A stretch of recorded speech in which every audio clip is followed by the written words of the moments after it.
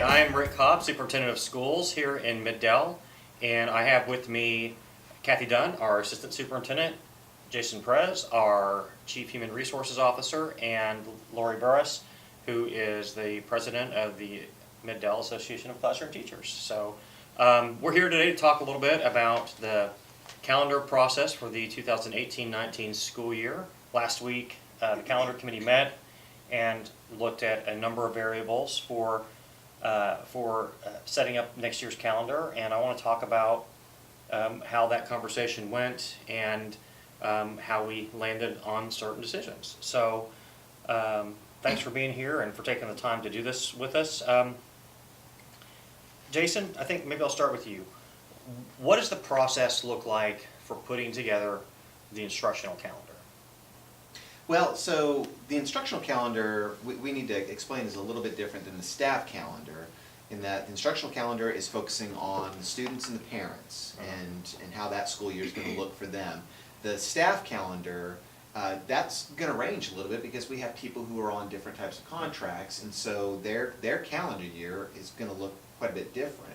And so through that, with the instructional calendar that gets formed through the committee that Kathy has actually been leading for quite a while now, we use our educators and our administrators and all of the school sites to help decide which days we need to make adjustments to based off of instructional need more than anything else. Once that decision's made and that calendar has been approved by the board, the Human Resources Department will go through and look at the staff calendars, and we basically will just make adjustments based off of any of the adjustments from the instructional calendars. We don't actually make any decisions on behalf of anybody in Human Resources on any of these staff calendars, and particularly our employees that work 235 calendar days.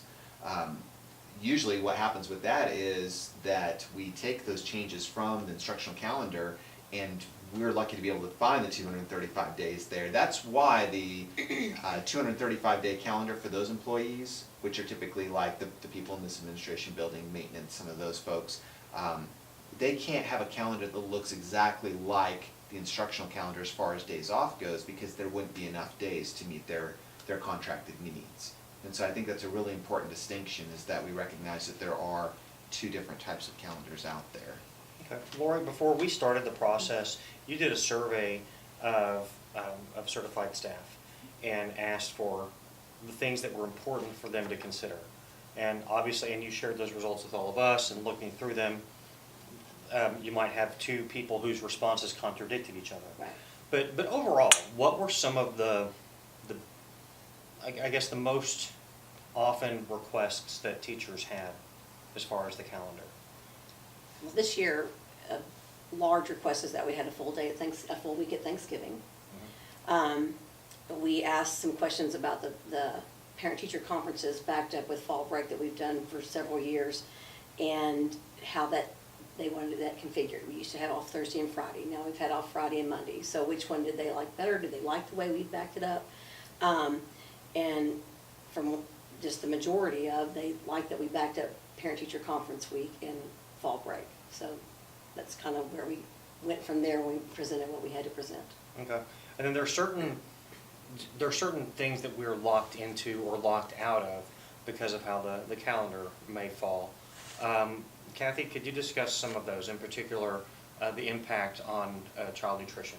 Sure, that one has been a tough one, because we have to have the 30th day of a school lunch being served on October the 1st to take full advantage of the federal law. And it's a funding situation. The federal government allows us to count last year's free and reduced students without having a new form for the first 30 days. So we can count last year's count plus the new enrollees that we have, which gives us our highest count on that October the 1st count. So the 30th day to a district that has a lot of free and reduced lunch students, then that's a real advantage for us on funding. 6 figures, at one time 320,000. We don't know how that would affect us this year. And it's based on the number of free and reduced kids that you have in the district. So for some districts who don't have a great number, it's not as much of an advantage that they would be as likely to want to follow that 30-day rule. But we have. Okay, very good. Laura, you mentioned Thanksgiving break. Before the calendar committee met, we ran numbers on our attendance. It had always been my perception that we had a large number of absences the week of Thanksgiving, those 2 days that we have school.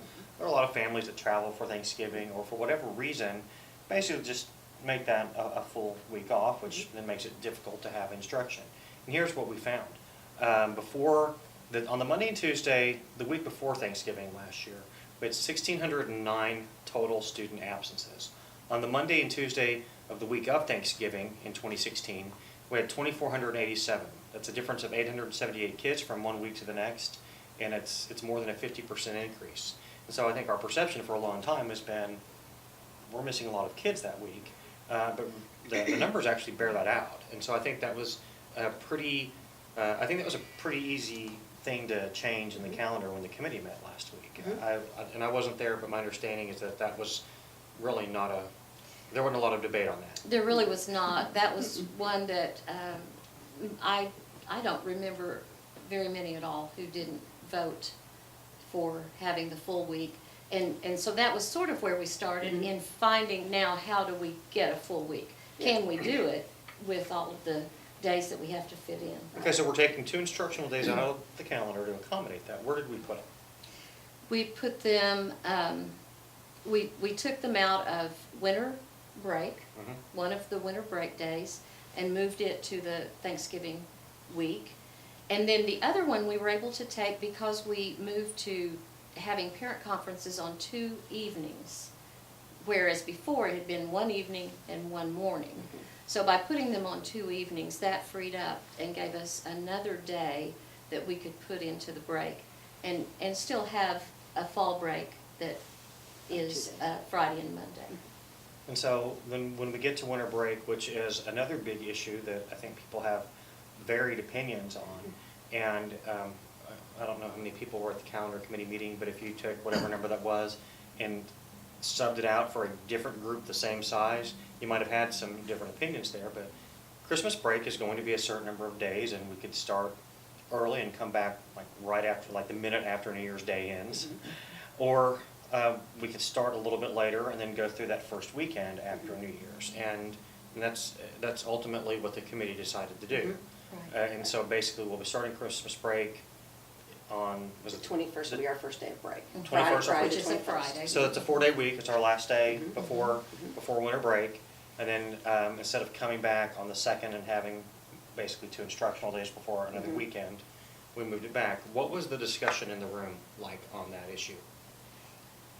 Well, I know there was some concern with some high school band directors because they have contests coming up, so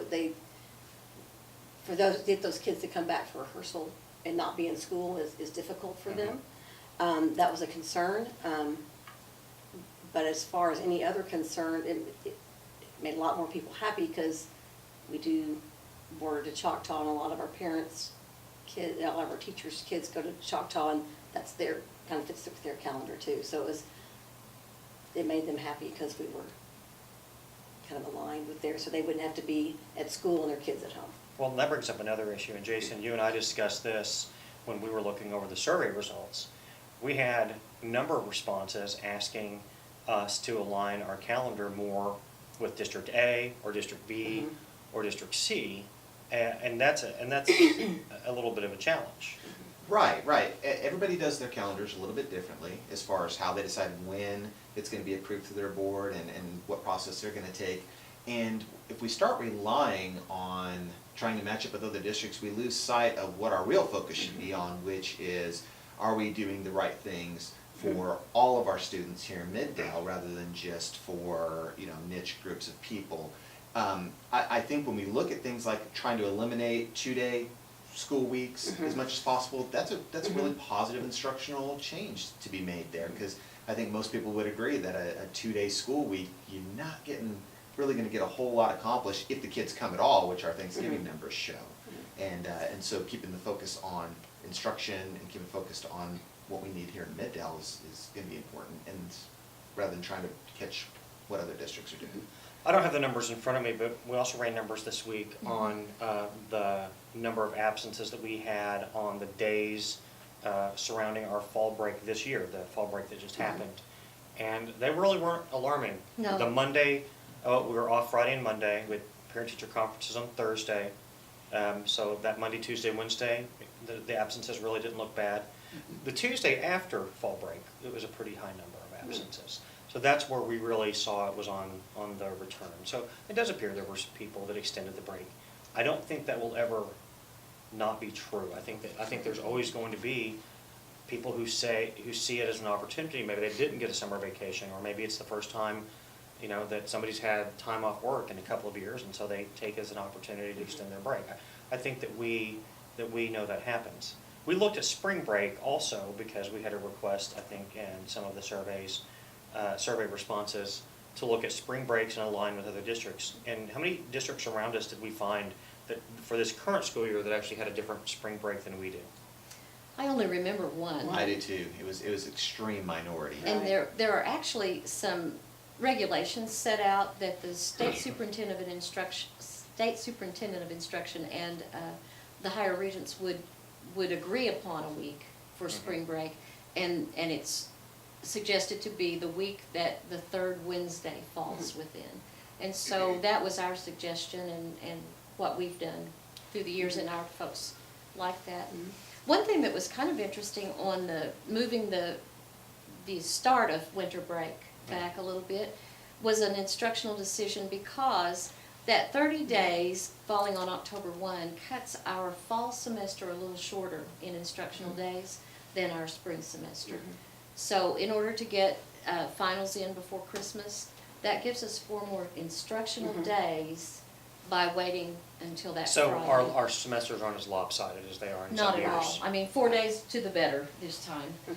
And that was a concern, especially of our secondary teachers. I think growing up, our finals, our high school final exams were always 2 weeks after winter break, maybe sometimes 3.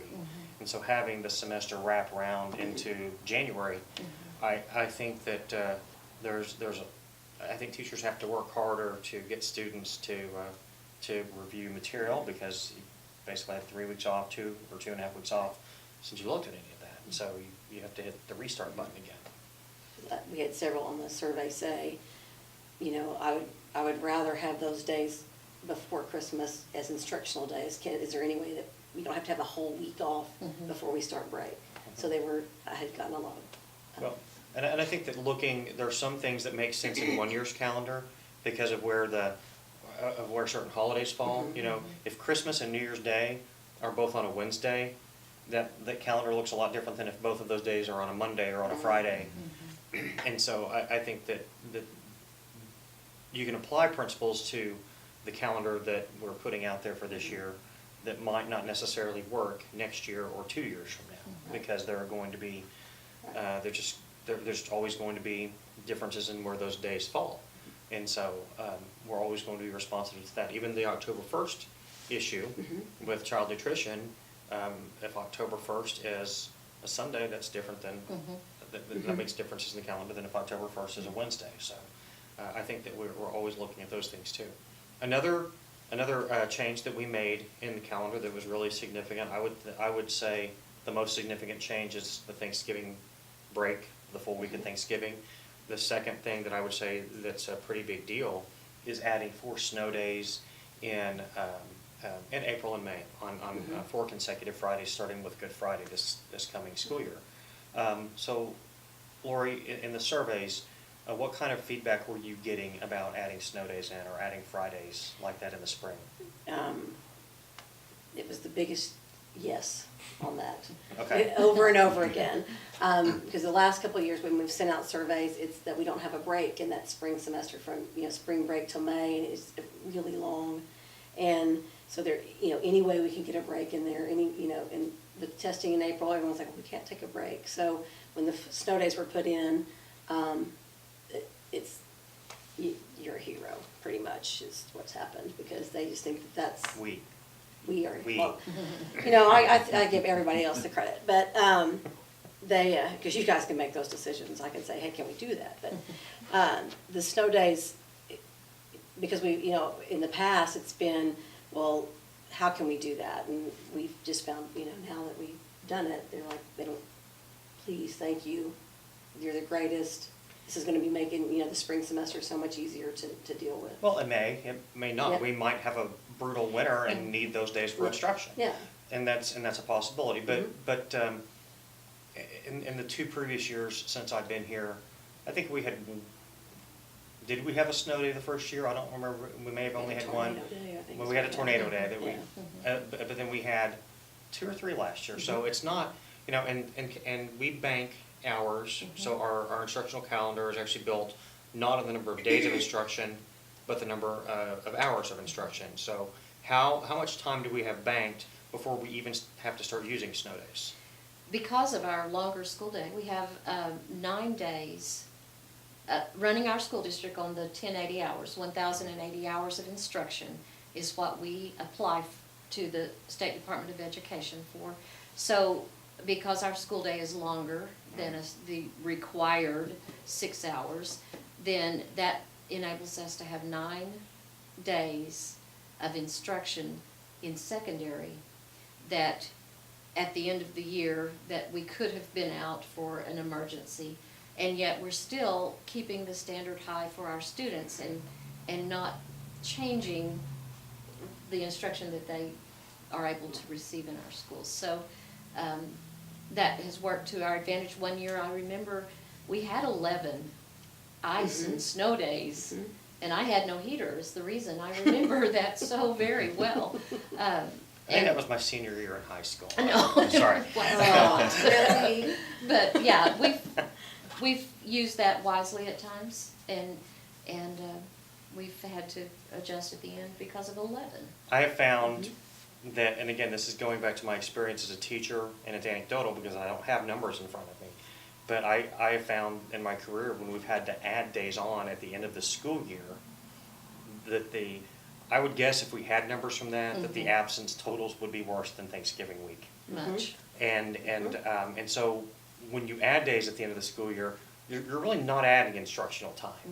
You're basically you're adding days for compliance sake only. And so I don't feel like I don't think that's a good use of teacher time. I don't think it's a good use of student time. And for our families that have things scheduled right after school ends, that really doesn't work. And I've been in a district where we said we're going to be firm about requiring attendance on those days, and then about a week out we relent because there's a lot of public pressure to do that, and so we end up giving final exams 2 or 3 days early to certain kids, and it's just it's going to 1080 hours makes a lot more sense for instruction because I think it does preserve instructional time.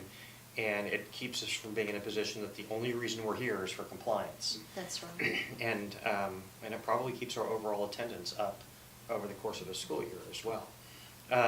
So when looking at those 4 snow days, let's say we have a year with not a brutal winter, but a moderate winter, and so we do actually have to go to school on 1 or 2 of those 4 snow days. How are we going to decide which ones we go to school and which ones we go ahead and take Friday off?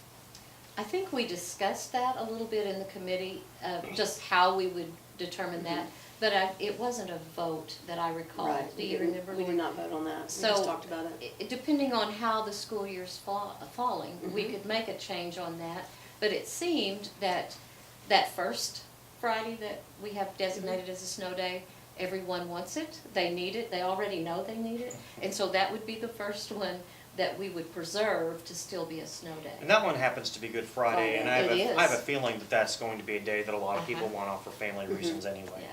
And so I don't think that's going to, I don't think any of those days that we declare off are going to upset a lot of staff and students at that time. From the secondary end, I know that there are a lot of student activities in the spring that pull kids out on Fridays, and you go into schools on certain days, and you don't see a lot of students, and you actually see a lot of substitutes, and you go into classrooms, and there might be half a dozen kids in there, and a substitute teacher. Again, probably not a great instructional day from the standpoint of what we want to see with a high amount of learning. Last year, we had a high school that had state track meet, state baseball tournament going on at the same time. There were a lot of people, and there were a lot of students checked out of school to go watch.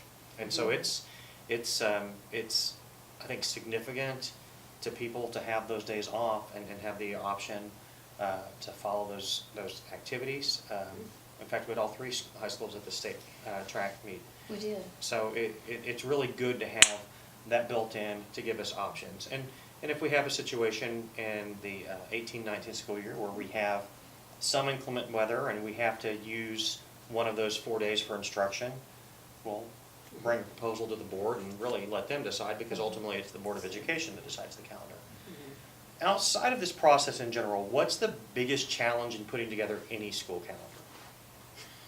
14,400 students and about 1,000 1,000 teachers. teachers. And it doesn't look like it's a small committee, but a small committee making that decision. It was about 50 or 60, right? Right. 60, Which is Yeah. pretty big. Which is members. big, but you think for 1,000 people, but there's a lot of voices in the room and a lot Well, of decisions to be made. so. If the committee's not big enough, you don't have representation. Mhm. Right. There are elementary and secondary differences. Right.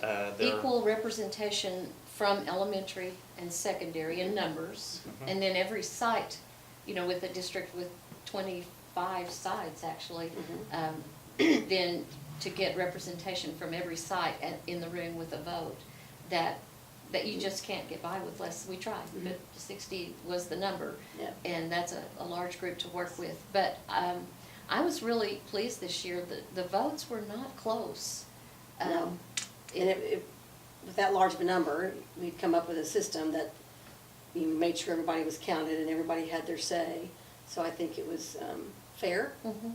and everyone left that room being satisfied with what we did. They may not have liked everything that we did, but they felt like it was fair and that they could get behind it. I felt that too. Do you feel like changes to the state testing process, not having 7 end of instruction exams that we have to give, allowed us to do a little bit more in terms of flexibility with the calendar in the spring? Absolutely. And I think it's gonna also help everybody during that period from spring break to the end of the school year. I mean, that's a rough period, and not to have so much testing there is going to lighten the load for everybody. Yeah, it's, and people who haven't been in a school when we're testing, I try to get out and test monitor a couple of times during the testing window, if not more, and I try to encourage all the central office to get out and do that. And we get invited out to test monitor, to see what that process is like and see, you might only have one grade level testing on a given day, but it disrupts the whole building. Mhm. And more than people might guess. So I think that one of our concerns last year, I remember during the committee meeting, was the number of days that it takes us to get all of the tests administered. And now, I think the state has done a little bit of a favor for us in terms of reducing some testing to make it to where that's not our biggest concern. It's never our biggest concern, but it certainly creates a barrier to doing some of the things that we want to do. Right. Especially with online testing and not having as many computer devices as we would like to have. We have to spread the days out a little bit, but with the reduced amount of testing, we still feel like we'll be fine with the calendar that we created. Does anybody have anything else you want to add? Anything else that you think people need to know about the process for setting up the calendar? I would love to thank the committee. The members of the committee were very gracious to one another in listening and hearing the issues that one reason, the one that we always come back to is the Valentine party. And our elementary teachers beg us not to have parent conferences on the day of the Valentine party after school. Secondary teachers still don't understand that really, but it's a deal, it's a thing. And so they respect that, and I just appreciated that they all respected each other's opinions and And I think people should feel, encouraged to, whether you're on the committee or not, if you have questions, if you have ideas, let us know what they are. I mean, that's the only way we can grow and improve is if we're getting feedback from people and working collaboratively. actually, these are the feedback comments that came from Lori's survey that was sent out, so. And how many And those responses are- did you have? It was 542? That's great. That's It's over 50%. Mhm. of our certified staff. And that's great, because that really does inform us. And as I said, there are some opinions that cancel each other out, Mhm. but you look at trends in those opinions, and you also have to start off with, especially where we have open-ended questions, there are places where we're boxed in by, if we start too early, we lose $300,000 to $400,000, you know, and that's not a position we can afford to be in, and it would be careless of us to do that. That's right. And we don't want to do that, but, you know, I know everybody would love to start after Labor Day, get out before Memorial Day, and have 3 weeks off at Christmas. But, And maybe 2 weeks of spring break, but yeah. well, sure, but you know, but there are constraints that we have to live under, and overall, I think we do a great job of representing the community that we serve with this. Any suggestions for how we should improve the calendar process moving forward? Maybe next year we'll send the survey out a little earlier, Okay. like not right before, you know, so we have some time to kind of look over it maybe, and maybe send it out before we make our options to bring to the committee. Do we want to talk about possibly having 2 or 3 years' worth of calendars tentatively approved by the board? We're beginning to see that trend in some districts where they're approving a couple of years, and that helps the community because they can do some planning. I know for larger vacations, that's something that you need to be able to think further ahead. If you can do that, it helps, and it also, you know, gives everybody a little bit of time off of serving on certain committees, and then they can reconvene those committees again, you know, after a year off. And Well, I know we've done that before.